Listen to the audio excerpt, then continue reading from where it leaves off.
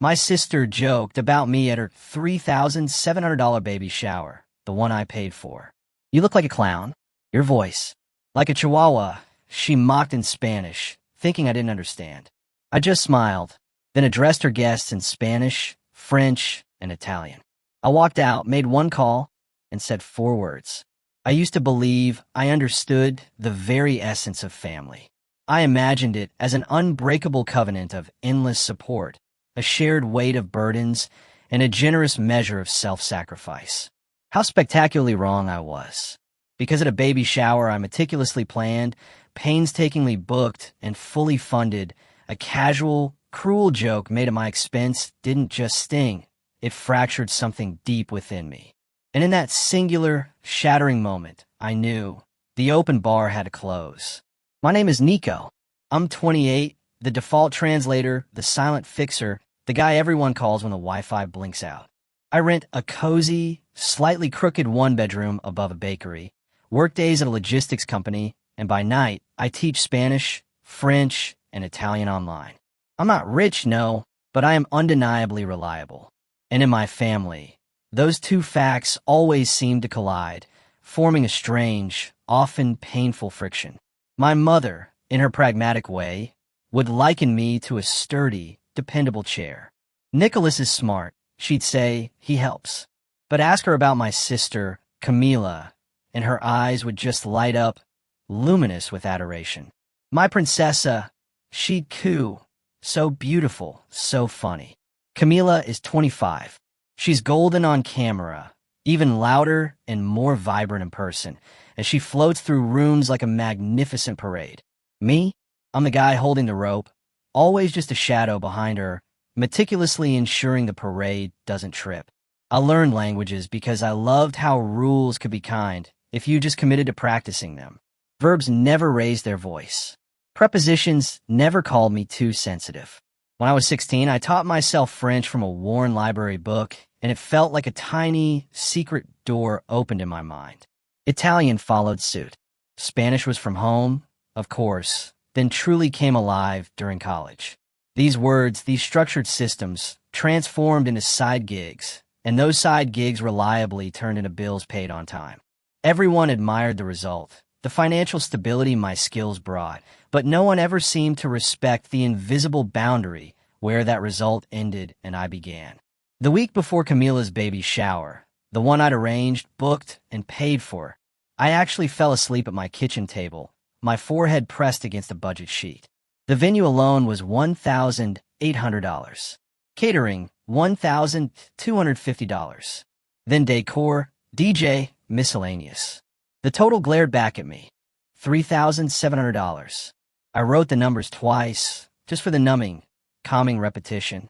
My mother's text hovered above it all, a sticky note I desperately wanted to believe. "We'll pay you back little by little, mijo." In our family, that sentence is a lullaby for the terminally naive. But still, a part of me, the part that longed for connection, truly wanted to believe. The morning of the shower, I arrived at the hall early. I straightened table runners, meticulously checked power strips, taped down every stray cord so no one would trip. I became a silent, efficient ghost, serving a woman who posts inspirational quotes online, but somehow consistently forgets to answer emails. I dressed in my usual uniform of quiet efficiency, a crisp black shirt, and the kind of practical shoes one can run in. I looked like staff. That was precisely the point, to blend, to serve, to be invisible. At noon, the room filled with laughter and chatter. Camila arrived, a vision in a white dress, looking like a sugary sculpture, one hand gracefully on her belly, the other glued to her phone. People clapped, a cascade of applause. I stood behind the dessert table, silently cutting cupcakes, trying to make myself even more invisible than usual. The DJ asked for the Wi-Fi code. The caterer asked about refill timings. I answered both, just like always, the reliable, unspoken coordinator. Then I heard it. "Look at Nico," Camila said, her voice dripping with casual malice, cutting through the festive din in Spanish. "Paris paso ca camisa, barata wosos ko yinawando, and tint sonar elegante." He looks like a clown in that cheap shirt. and his voice is like a Chihuahua when he tries to sound fancy. Her friend smirked, a knowing, complicit curve of the lips. My aunt smiled that soft, nasty smile she reserves for when she wants points without leaving any witnesses. For a fleeting second, I told myself I must have misheard. Perhaps the music was too loud. But I teach Spanish. I don't miss Spanish. And I also teach French and Italian. The very languages that landed me the side gigs that had, quite literally, paid for this entire elaborate party. The insult landed anyway, a direct hit. My chest burned, then went cold, a sudden, desolate void. I slowly set the knife down. I walked over, a stack of napkins in my hand, still playing the role of the diligent waiter. My smile was calm, almost unervingly, so even in Spanish. I understand everything, I said, my voice steady, betraying no tremor, including when people confuse generosity with servitude. Their eyebrows shot up, startled birds taking sudden flight. I turned to the guests behind them and repeated it, first in flawless French, then in equally flawless Italian. No drama, just pure, precise sound. The room hiccuped, a collective intake of breath. The DJ slowly, almost reverently, lowered the volume, as if the music itself was guilty. My mother's jaw set in that tight, churchy line that screams, "Don't you dare." I didn't dare. Not yet. I just lifted a tray, handed out cupcakes, and let the moment settle inside me. A small, heavy stone dropped into my pocket, an anchor in a swirling sea of emotion. An hour later, after endless photos where I was a shadowy figure holding the ring light, not a brother, I stepped outside to the covered entryway. The air was cool, carrying the faint, earthy scent of rain that never quite came. My phone buzzed with a pending charge for $410, labeled extras. I scrolled to the venue contact, watched the green call button glow with an almost ominous light. I made one call. I said 4 words, "Close the open bar." I didn't shout. I didn't explain. I just walked back inside. And for once, the floor didn't tilt beneath me. For the first time, it felt solid. It hadn't started with insults, not really. It started with we're short this month. We're figuring it out. We'll pay you back. We felt so warm, so inclusive in my family, until the bill inevitably arrived. Then the pronouns became very specific. When I was 19, my dad's truck needed new tires. He sighed heavily at the kitchen table, the paper bill in front of him like a wounded bird. "How much, Nico?" he'd asked. I had $340 saved. "We'll fix it together," he'd said. Together meant putting the deposit on my card and never, ever meant paying it back. Months later, when I tentatively asked, my mother had laughed it off. "Don't be an accountant," she'd chided. A joke that wasn't a joke. In college, I commuted, battling morning traffic and late-night bus schedules. Camila, meanwhile, got a dorm because she needed the experience. I woke up at 5 a.m., took 2 buses, worked the library desk, and tutored intro Spanish at night for $12 an hour. Camila joined a sorority, posted photos captioned, "Family over everything," and texted me, "Can you please?" Twice a month, like clockwork. When her rent was late senior year, I wired $600. She sent a voice note with a kiss sound. "You're the best." I told myself love is practical. I also told myself a lot of lies. The tiny humiliations wore everyday clothes. Say it in your fancy French. My uncle would tease when I tried to explain a parking ticket. "Use your Italian for the valet," Dad would say, meaning, "Do the talking so we don't have to tip." Mom would ask me to translate an entire dental plan phone tree, then roll her eyes when I asked her to write down the policy number. "You're so dramatic," she'd say. "Just talk." I like talking. I like it even more when people listen. My logistics job exists because I speak 3 languages and show up on time. I call drivers in Spanish, email clients in English, troubleshoot a warehouse mishap in German, all without Google Translate. At night, I teach basics to beginners because it steadies me, a quiet, orderly counterpoint to the chaos. My students say merci like it's candy, a sweet, unexpected reward. They never make fun of my voice. Family needs grew like ivy, quick and everywhere. Mom's dental crown for $180, just for today because the clinic won't take checks. Dad's cable bill, an accident. Camila's deposit for an apartment she left after 3 months. You know how landlords are. When I paused, Mom would sigh, her voice laced with accusation. You always make it about money. When I gave in, she'd call me Nico, as if the word itself meant thank you. Then Camila got pregnant. The announcement was a boomerang of confetti in a tiny shoe. The caption read, "Our rainbow." I wrote congrats, with 3 blue hearts in the group chat. Mom called right away, breathless. "We'll do something special for the shower," she said. "Not cheap. She deserves it." Deserves is a dangerous word in our house. It always arrives with a shopping list. "What's the budget?" I asked, already bracing myself. "Well," she chirped, "the venue is $1,800, but that includes chairs." I actually laughed. "Chairs are traditional." "You're good with details," she added, an insidious compliment. "We'll all chip in. The way someone says, we're all going to the gym this year." I compared packages. The standard room was fine. Camila picked the bigger one. The basic balloon arch was fine. Camila picked Moonscape. The playlist could have been a Bluetooth speaker. Camila wanted a DJ who would host the games. The mocktail station was cute. Camila added a dessert cart because she saw one on TikTok. I made a spreadsheet because that's my love language. Columns for vendor, due date, balance. I put my name next to payments because vendors need one person who answers emails. I sent it to the family chat. Mom heart reacted and wrote, "Love you." Dad wrote, "Looks good." Camila wrote, "Can the napkins be baby blue, not dusty blue?" Dusty blue is sad. The week before, the asks multiplied. "We need more chairs." My friends invited friends. A candy bar. "Can we get the photographer for 2 hours instead of 1? My "let me see" softened into my card number. 3 nights before the event, Camila texted, "Can you cover the nursery rug now? We'll settle later. It's on sale." She sent a link. $379. I typed, "I already covered the shower." She replied, "It's all for the baby." Same thing for the baby is a skeleton key in our house. It opens every door. I didn't turn it. "Not the same," I wrote. A minute later, Mom called. "Just this one thing," she pleaded. "You know your sister. She gets stressed. You're strong. Being strong doesn't mean being a sponsor." I said. She sighed. "You always make it about money."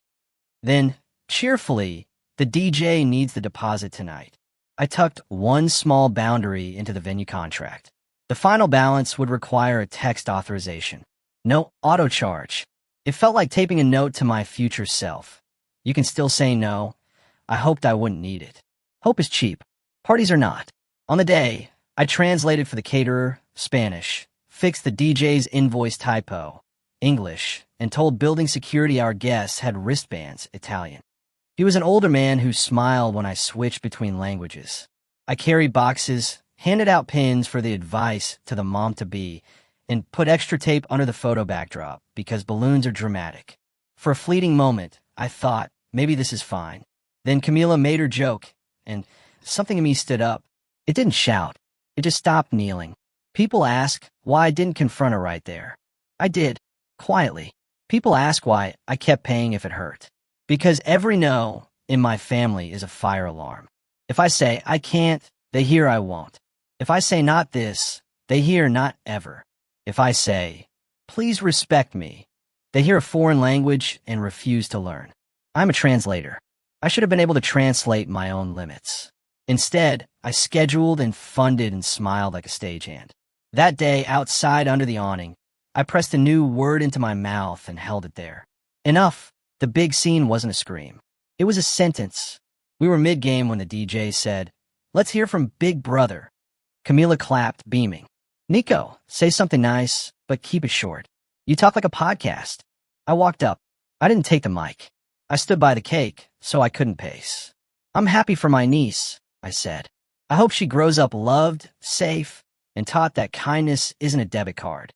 A few guests laughed, thinking it a clever joke. Camila's smile tightened, a strained, thin line. What? She said, still cheerful for the room. In Spanish. I said it again, then in French, then in Italian. The DJ slowly lowered the music. Napkins paused midair. It was a joke, Camila whispered through clenched teeth, her face paling. You're sensitive. I'm fluent, I said. In 3 languages and in yours. My mother stepped forward, a warning in her eyes. Nicholas, she began. Not now. Now, I said softly. Because the bill is now.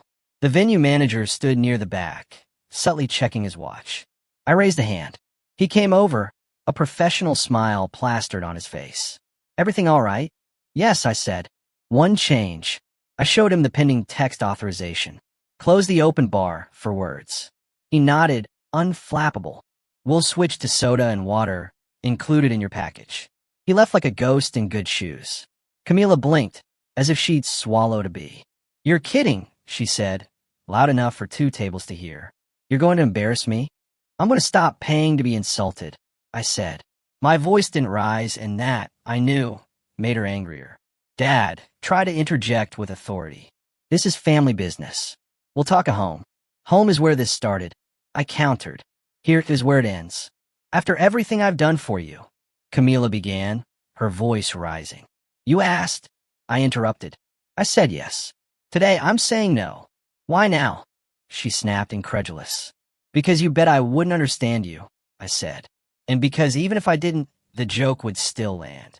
Mom reached for my arm. For the baby, she pleaded. For the baby, I said, gently pulling away. I'm learning boundaries. Camila's eyes filled with sudden tears. So this is revenge. I'll let the words sit there, hanging in the air. I will love my niece. I will not be your wallet. You're cheap, she spat, her gaze sweeping over my simple shirt. Maybe, I said, but I can finally afford my dignity. The manager returned. Done, he said quietly. We also removed the dessert card add-on. Pending authorization. Camila made a sound somewhere between a laugh and a scream. I told you to add that. You told me. I said I didn't approve it. The room wanted a reset. I gave it one. Let's have cake, I said into the mic. People clapped, almost too eagerly. We sang. We cut. Camila smiled with her teeth. Mom posed us like dolls and cropped me out later. I handed out slices with steady hands and felt the ground under me for the first time in years. When it ended, relatives hugged the mom-to-be and slipped out. Dad said nothing, his face a mask of disapproval.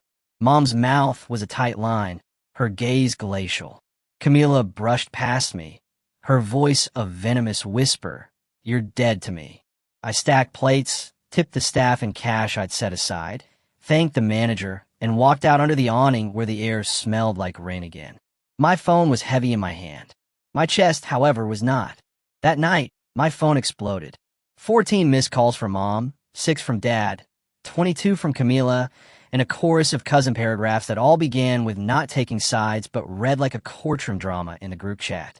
I put my phone face down and ate leftover pasta, finding a strange solace in the quiet. The bakery downstairs closed at 10 p.m. Warm sugar drifted up the stairwell and then was gone. Silence arrived like a visitor I didn't know I'd been waiting for, a profound, unfamiliar peace. At 8 a.m. the next day, Mom texted, You made your sister cry. You embarrassed your father. You ruined a beautiful day. We have always done our best for you. How could you? Apologize immediately. Then we will talk tomorrow at 8. At 8 a.m. the next day, I was on a call with a driver stuck near Houston. At 10 a.m., I walked around the block and watched pigeons argue like tiny, feathered lawyers. My phone buzzed. Camila, you owe me $410 for the extras you canceled. I typed no. She sent a 3-minute voice note. I didn't play it. Later, if you don't pay, you won't meet my daughter. As if my niece were a theme park and she worked the gate. 2 days later, Mom called from a new number. I answered, thinking it was my dentist. You broke your sister's heart, she said, skipping any greeting. All for money, I said, correcting her. All for respect. We gave you everything, she shot back, rattling off food, clothes, school-like receipts. Now you count pennies. I count boundaries, I said. Just apologize, she pleaded. We told people you were stressed. We'll say you didn't mean it.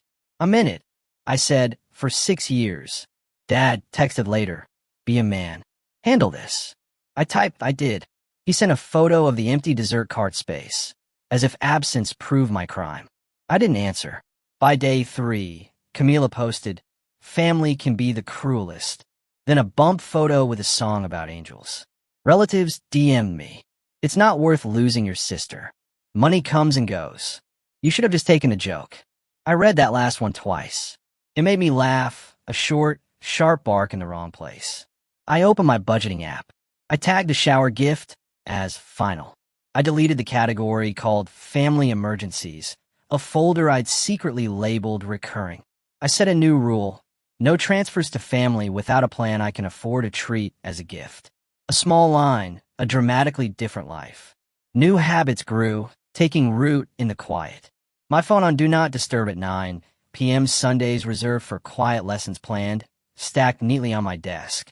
My students thanked me without ever asking for my card. The retired nurse in Toronto said, "You explained things simply." The baker in Dallas sent a photo of macarons that looked like tiny planets. The college kid flirted poorly in Spanish and improved anyway. A week after the shower, Camila called from Dad's phone. "You made me look stupid," she said. Everyone was talking. "I didn't put your joke on a mic," I replied. "You know, I didn't mean it," she insisted, her voice tight.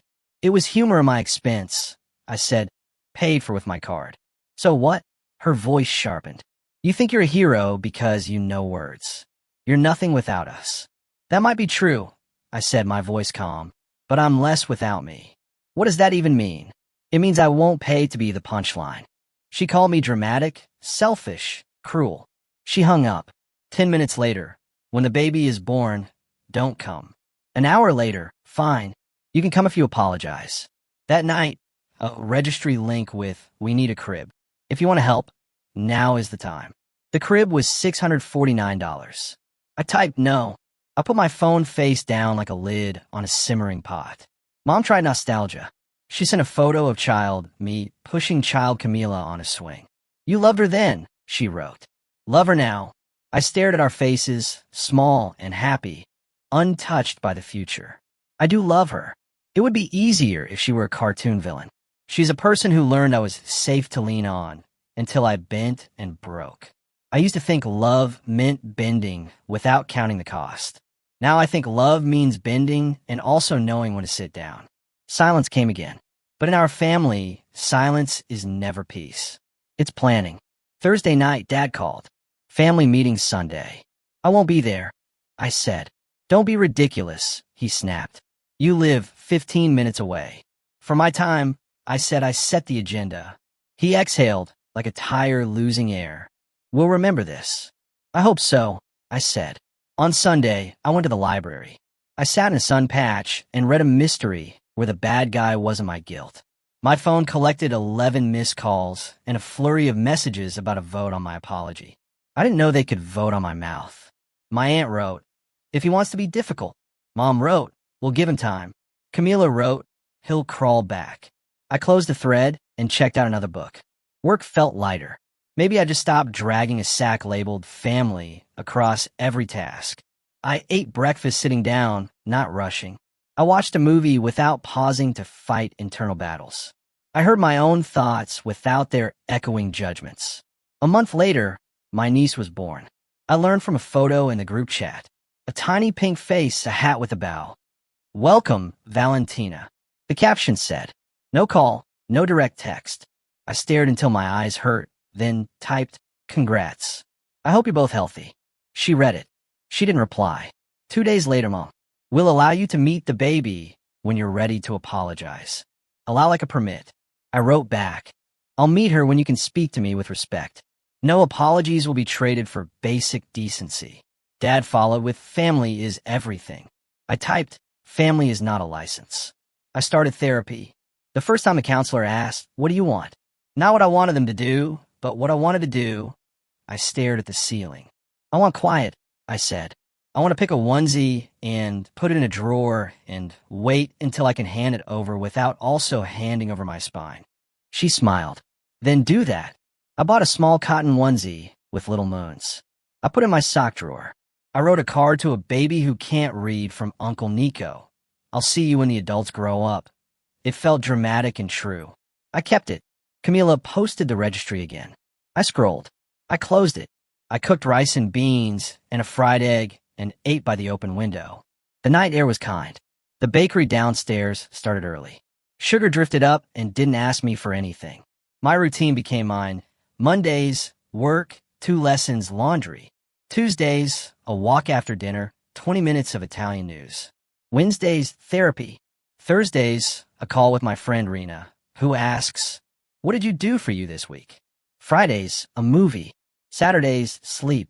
Sundays, library, meal prep, silence. They still texted sometimes. Baptism meeting tonight. Bring paper towels if you come. Your cousin needs help moving. I didn't go. I didn't carry. My heart still kicked like a trapped rabbit each time. Then slowly it calmed. It kept calming sooner. The best sign of change wasn't speech. It was pouring coffee one morning and hearing myself say out loud, to the empty kitchen, "You could be kind and also done." 2 months after Valentina's birth, Camila texted at 11:42 p.m., "Pediatrician tomorrow. I'm scared." For one blue-lipped minute, I was just her brother, raw with concern. Then, "Can you send $200 for copay and gas?" The spell broke. I typed, "I hope everything goes well. I can't send money. I can call and help you ask questions in Spanish if you want." 3 dots appeared, then nothing. Then forget it. I didn't forget. I lay awake and did not invent disasters, which counts as growth. In the morning, I texted, "How did it go?" Hours later, "Fine. Then I don't need your charity." I didn't reply. I didn't feed the fight. A week later, Mom called. "Baptism is next month," she said. "Your godfather. You will pay for the luncheon. It's tradition. It's your tradition. Mine is new," I said. "What does that mean?" "It means I'll come if I'm invited with respect. I'll bring a gift. I won't pay. I won't be your errand boy." "You're impossible," she snapped. "I'm warm to the right people," I said. "I'm done funding disrespect." I went to the baptism. I stood in the back, a silent observer. I held Valentina for 20 seconds while Camila fixed a ribbon. I didn't pose for their photos. I took one picture for myself, a blur of sleepy baby and a white sleeve. At the luncheon, I paid for my meal. I hugged one cousin who said, "Proud of you, man," in a small voice and left early. The sky wasn't impressed. It was just blue. The bakery downstairs still smelled like sugar. They didn't deliver a grand apology. They delivered space. Space to breathe, to think, to name what I truly want. I want to love my niece. I want to see her without paying admission. I want to be the uncle who sits on the floor and listens. I can wait. If you're looking for a lesson, it fits on my fridge under a magnet shaped like a moon. I won't pay to be disrespected. That's it. That's the line. It took me years to write. It fits in one breath. This wasn't revenge. This was closure. I didn't burn bridges. I put tolls on them. The toll is simple. Speak to me with respect or cross somewhere else. My name is Nico. I'm 28. I used to be the background. I'm not anymore. I'm the person who paid $3,700 for a baby shower and finally decided the only debt I'll carry is to the part of me that kept whispering, "Hey, you deserve better." I hear him clearly now. So, I'm curious after hearing all this. What would you have done in my shoes? Have you ever had to draw a hard line with family, even when it felt impossible? Let me know in the comments below. I really want to hear what you think.